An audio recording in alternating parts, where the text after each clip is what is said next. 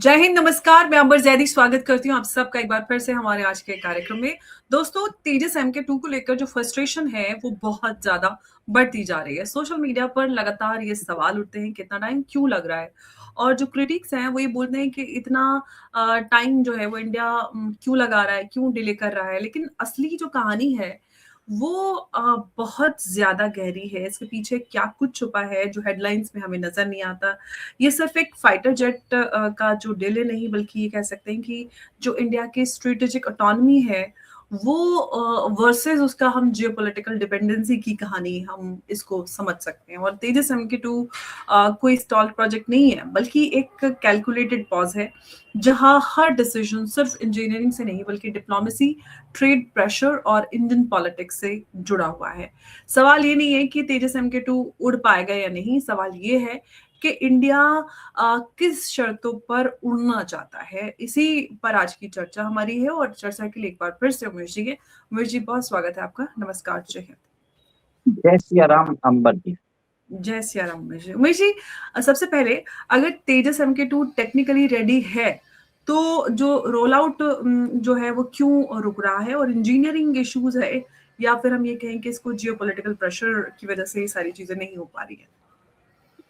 देखिए, सबसे पहले तो भारत की सैंक्शन स्ट्रेंथ जो इंडियन एयरफोर्स की है वो 42.5 स्क्वाड्रंस की है।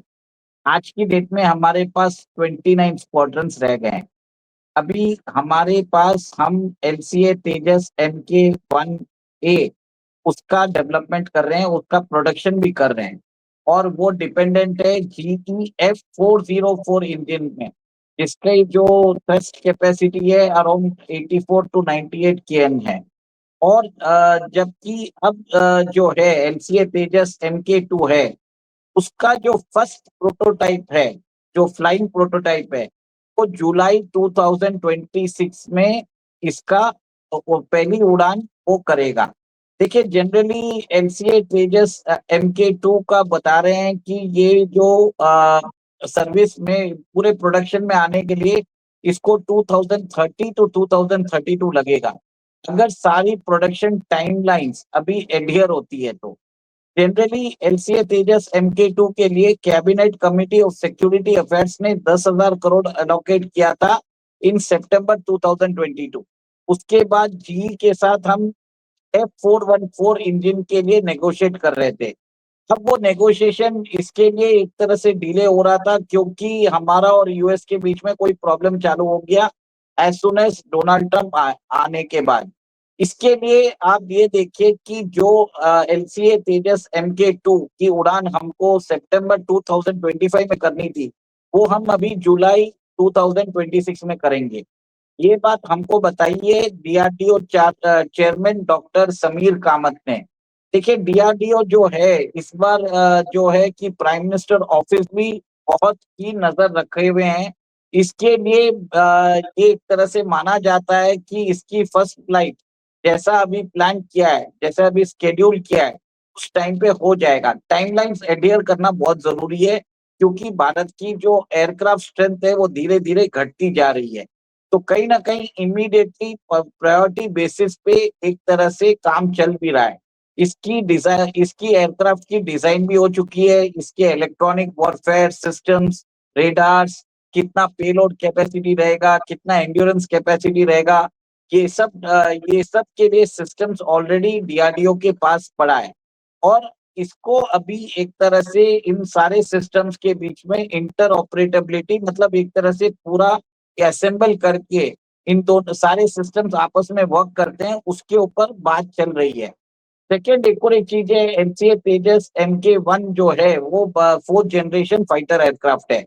LCA तेजस MK2 जो है वो 4.5 जनरेशन फाइटर एयरक्राफ्ट है, which is comparable to Rafale. Rafale देख लीजिए, F-16 देख लीजिए, ग्रिपेन देख लीजिए, उनके कंपैरिजन में है। और कहीं ना कहीं आप ये देखिए, इसी के मॉडल के ऊपर एंका का भी डेवलपमेंट होगा। जो LCA तेजस MK2 की फर्स्ट प्रोटोटाइप फ्लाइट 2026 में करने की बात चल रही है, एमका का प्रोटोटाइप 2028 में करेगा भारत। आप समझ लीजिए 2 साल के टाइमलाइन के अंदर पैरेलली 4.5 के ऊपर काम चल रहा है parallelly 5th generation fighter aircraft AMCA के ऊपर भी काम चल रहा है। इससे आप ये देखिए कि भारत की जो स्क्वाड्रन स्ट्रेंथ है वो धीरे-धीरे बढ़ती जाएगी। इमीडिएटली अभी भारत क्या कर रहा है, 114 जेट्स के लिए वो मल्टी रोल कॉम्बैट एयरक्राफ्ट के लिए टेंडर निकाल रहा है। पर फ्यूचर में आप ये देखिए कि अभी भारत ने साइन भी किया है, जिस हिसाब से हमने सैफरन इंजन को साइन भी किया है 61,000 करोड़ में for engine development and transfer, वो हमने एमका के लिए उनको अभी साइन भी कर लिया है। सेकंड, आप ये भी देखिए कि जो एमका है उसमें पब्लिक प्राइवेट पार्टनरशिप मॉडल पे काम चलेगा, क्योंकि हिंदुस्तान एरोनॉटिक्स लिमिटेड जो है वो एक तरह से बहुत कंस्ट्रेंड हो चुका है। उसके पास वो कैपेसिटी और कैपेबिलिटी नहीं है कि वो फर्दर कुछ काम कर सके। वो एलसीए तेजस MK1 बना ले और MK2 का अगर सीरियल प्रोडक्शन चालू हो जाए, वो इतना कर ले तो काफी है। इसके लिए एमका के अंदर पहले से ही गवर्नमेंट ने मन बना लिया है कि इसमें प्राइवेट प्लेयर्स को इन्वॉल्व किया जाएगा। एक और एक चीज आप ये देखिए कि जो एमका है उसका जो बेस वर्जन रहेगा एलसीए तेजस MK2, मतलब उसी के अंदर थोड़ा बहुत इम्प्रूवमेंट्स होगा और AMCA will be built over LCA Tejas MK2। This is one of the basic things. इसके कारण दोनों प्रोग्राम पैरेलली भी चल रहे हैं और एक तरह से जो हमको अब लर्निंग्स मिलेगा एलसीए तेजस MK2 में, उसको हम उस गलती को हम एक तरह से सुधार पाएंगे इन एमका। ये एक बहुत बड़ा डेवलपमेंट है। जी।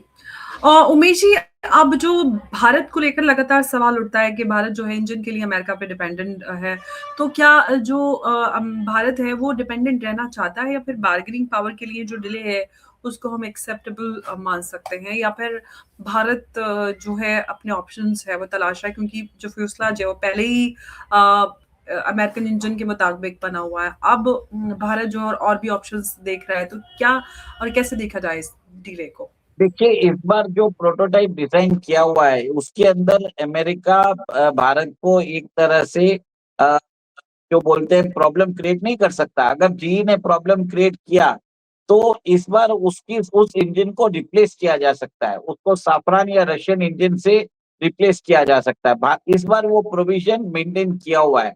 इसके लिए जीई जो है भारत के ऊपर एक तरह से दबाव नहीं डाल सकता, अननेसेसरी कॉस्ट जो है वो बढ़ा नहीं सकता।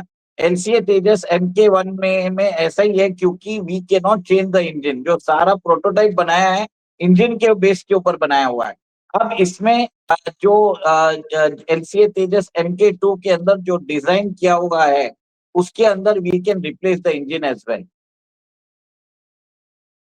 अब उमेश जी, सवाल ये है कि जो सीसीएस अप्रूवल जो है 2022 में मिल चुका था, लेकिन फिर भी जो है पब्लिक जो नैरेटिव है उसमें ये है कि डिकेड्स ऑफ डिले चल रहा है। उसके पीछे क्या आपको रीजन नजर आता है? क्योंकि लोगों के बीच में जो लगातार ये सवाल और कि इतने सालों से ये डिले हो रहा है, क्यों? सिर्फ इंजन देखिए की वजह से, और भी कुछ रीजन हम कह सकते हैं कितना लंबा समय लग रहा है? देखिए ये जो प्रोग्राम था 1986 में एलसीए तेजस MK1 को कंसीव किया गया, ठीक है।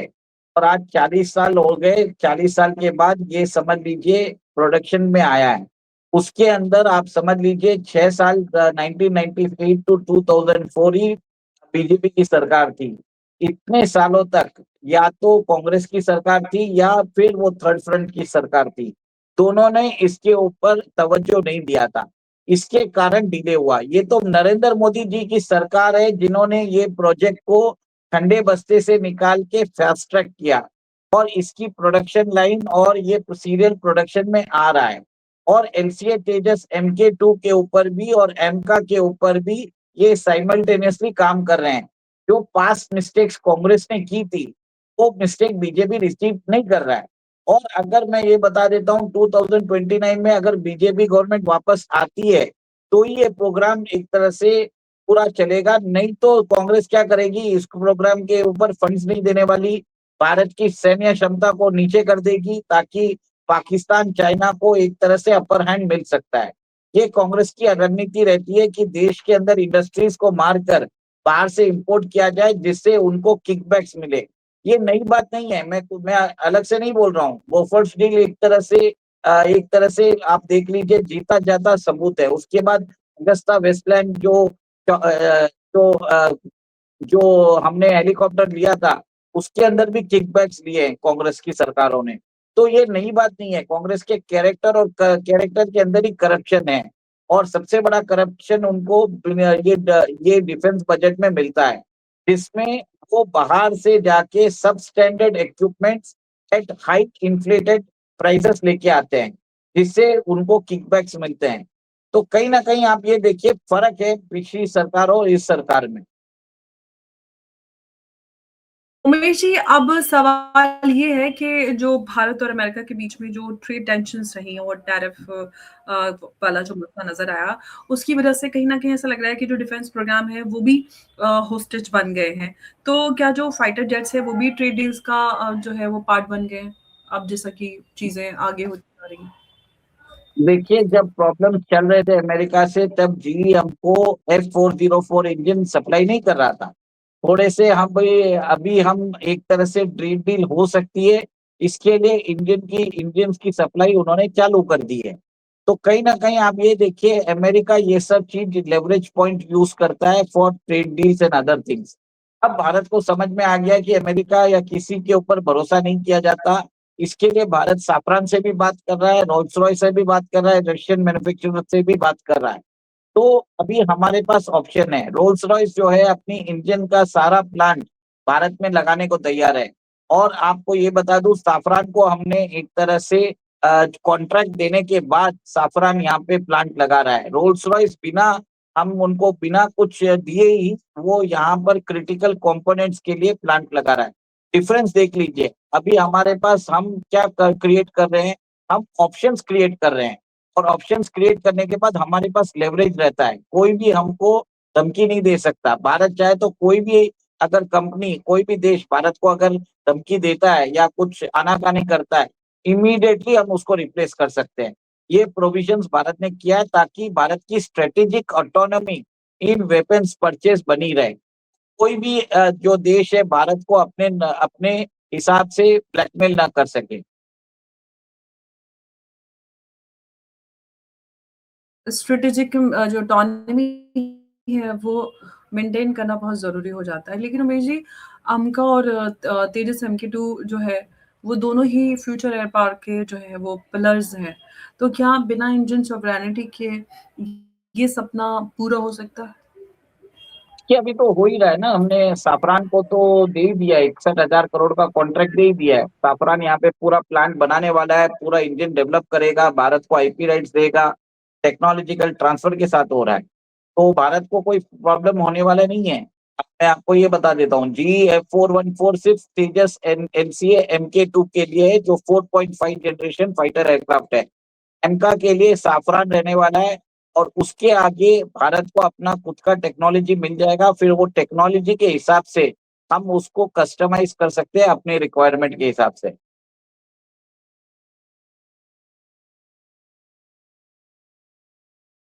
हम मतलब लेकिन जनता के बीच में जो है वो क्यूरियोसिटी बनी रहती है। लेकिन उमेश जी, क्या इंडिया जो है फास्ट और जो डिपेंडेंट जो है वो बनना चाहता है या स्लो बट सॉवरेन?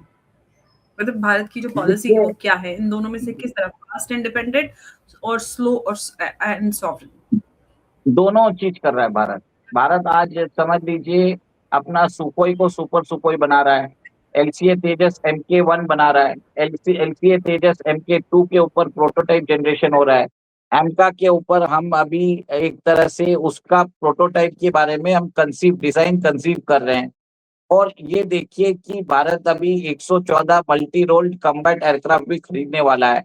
तो हम जहां पर जरूरत होता है हम उसी हिसाब से एज सिचुएशन अराइजेस हम उसकी क्रिटिकलिटी के हिसाब से डिसीजंस ले रहे हैं। अभी जो फोकस है स्लो एंड सॉवरेन का जरूर है, पर कहीं ना कहीं मेरे हिसाब से 114 मल्टी रोल कॉम्बैट एयरक्राफ्ट जिस दिन हम खरीद लेंगे, उसके बाद हम कहीं न कहीं हमारा जो डिप्लीटिंग एयर स्ट्रेंथ है, उसको बढ़ा सकेंगे। और ऊपर से एलसीए तेजस MK1 का भी प्रोडक्शन लाइन चालू हो चुका है, तो इसके कारण आप ये देखेंगे कि हमारी जो डिप्लीटिंग एयर फोर्स स्ट्रेंथ है, बढ़ती जाएगी। उमेश जी, लास्ट सवाल मेरा आपसे ये है कि क्या हम जो हैं वो डिले को फेलियर समझ रहे हैं और या स्ट्रेटजी को समझने से कतरा रहे हैं? ऐसा कुछ लोगों में कंफ्यूजन है, क्योंकि जनता के अंदर भारी मात्रा में सवाल उठता है कि व्हाई डिले, व्हाई डिले? देखिए सब इट इज लाइक सीख रहे हो क्या करना। आप सारी जो पुरानी मिस्टेक्स हमने की है उससे हम सीख रहे हैं। हम किसी को भी हमारे ऊपर लेवरेज रखने देना नहीं चाहते। India does not want to be blackmailed, neither it is going to allow any country to have leverage over its fighter jet engine programme. सीधी बात है। और इसी के लिए एक तरह से आप देखिए कि भारत जो है सोच समझ के धीरे धीरे से काम चल रहा है। और जो भी अभी मल्टी रोल कॉम्बैट एयरक्राफ्ट भी हम लेने वाले हैं उसका प्रोडक्शन लाइन भारत में बनाना पड़ेगा, टेक ट्रांसफर करना पड़ेगा और सारी चीजें लोकलाइज कंपोनेंट्स आपको प्रोक्योर करना पड़ेगा। तो एक इकोसिस्टम जनरेट होता है। इसी के लिए थोड़ा बहुत डिले चल रहा है। नहीं तो बाहर से खरीदने में क्या कितना टाइम लगेगा हमको। हम जब भी चाहे जाके खरीद ही सकते हैं। बिल्कुल, तो तेजस MK2 का जो डिले है वो किसी लैब में नहीं बल्कि नेगोशिएशन टेबल पर अटका है, और ये प्रोजेक्ट अब इंजीनियरिंग का नहीं बल्कि नेशन बिल्डिंग का टेस्ट केयर बन चुका है। और इंडिया का जो ये फाइटर जेट है, ये सबसे बड़ी अहम यहाँ पर पॉइंट बनकर आता है कि क्या भारत जो है वो फाइटर जेट बनाना चाहता है, और इंडिया अपना जो फ्यूचर कंट्रोल है वो भी बचाए रखना चाहता है। अगर इस प्रोसेस में थोड़ा समय लगता है तो शायद जो प्राइस है वो ऑटोनॉमी का हिस्ट्री याद रखेगी कि किस तरह से इस पूरे मसले को बहुत पेशेंटली भारत ने डील किया था। और क्योंकि जल्दी कहते हैं ना, जल्दी का काम शैतान का होता है, जल्दी जल्दी में कोई ऐसी गलती ना हो जाए जो भविष्य में भारी पड़ जाए। तो थोड़ा देर ही सही, बल्कि हमें जो अपनी ऑटोनॉमी है और सॉवरेनिटी है उसके साथ कॉम्प्रोमाइज नहीं करना। तो तेजस MK2 का जो सवाल है अब कब का नहीं बल्कि किसके कंट्रोल में होगा, ये सबसे बड़ा सवाल है। उमेश जी, बहुत बहुत धन्यवाद आपका इस चर्चा में हमारे साथ जुड़ने के लिए। नमस्कार, जय हिंद, जय भारत। जय श्री राम। जय श्री राम।